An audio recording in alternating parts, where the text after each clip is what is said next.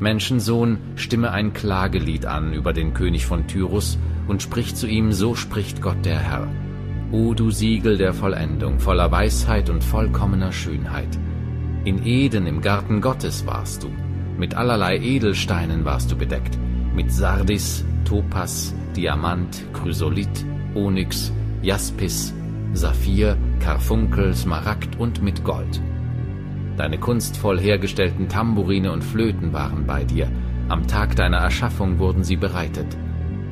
Du warst ein gesalbter, schützender Cherub, ja, ich hatte dich dazu eingesetzt. Du warst auf dem heiligen Berg Gottes, und du wandeltest mitten unter den feurigen Steinen. Du warst vollkommen in deinen Wegen vom Tag deiner Erschaffung an, bis Sünde in dir gefunden wurde. Durch deine vielen Handelsgeschäfte ist dein Inneres mit Frevel erfüllt worden, und du hast gesündigt.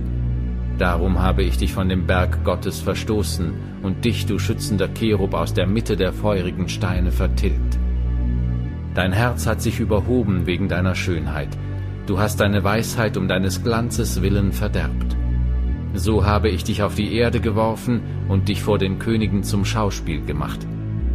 Mit deinen vielen Missetaten, durch die Ungerechtigkeit deines Handelns hast du deine Heiligtümer entweiht. Da ließ ich ein Feuer von dir ausgehen, das dich verzehrte, und ich habe dich zu Asche gemacht auf Erden, vor den Augen aller, die dich sahen. Alle, die dich kennen unter den Völkern, entsetzen sich über dich. Du bist zum Schrecken geworden und bist für immer dahin. Ein großer Teil des Buches Hesekiel wurde in symbolischer Endzeitsprache geschrieben.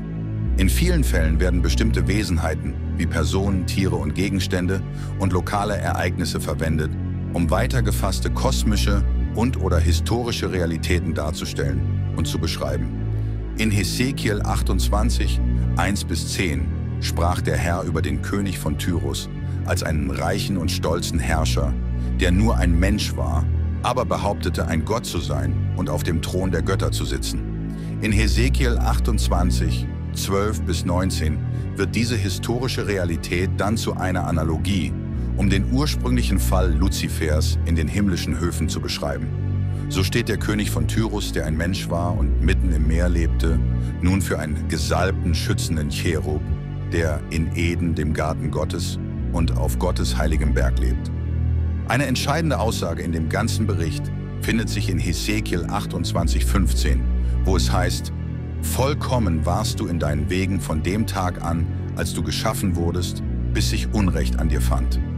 Somit, und das ist wichtig, schloss Luzifers Vollkommenheit das Potenzial für das Böse ein, das Potenzial, Unrecht zu tun. Und zwar, weil Luzifer als moralisches Wesen einen freien Willen besaß als Teil dessen, was es bedeutet, ein vollkommenes Wesen zu sein. In der Realität war Luzifer vollkommen erschaffen worden, was seine Fähigkeit einschloss, frei zu entscheiden. Da er jedoch diese Vollkommenheit durch die Fehlnutzung seines freien Willens missbrauchte, wurde er verdorben, indem er sich für wichtiger hielt, als er tatsächlich war. Nicht länger damit zufrieden, wie Gott ihn erschaffen und geehrt hatte, verlor Luzifer seine Dankbarkeit gegenüber Gott und wünschte sich mehr Anerkennung, als er eigentlich verdiente. Wie dies bei einem vollkommenen Engelwesen, das in einem vollkommenen Universum lebte, geschehen konnte, ist, wie bereits erwähnt, ein Rätsel. Die Sünde ist eine rätselhafte, unerklärliche Sache. Es gab keinen Grund für ihre Existenz. Sie erklären zu wollen hieße, ihr einen Grund geben zu wollen, und das würde bedeuten, sie zu rechtfertigen. Die Sünde erschien in einem vollkommenen Universum. Etwas, das sich als unentschuldbar erweist.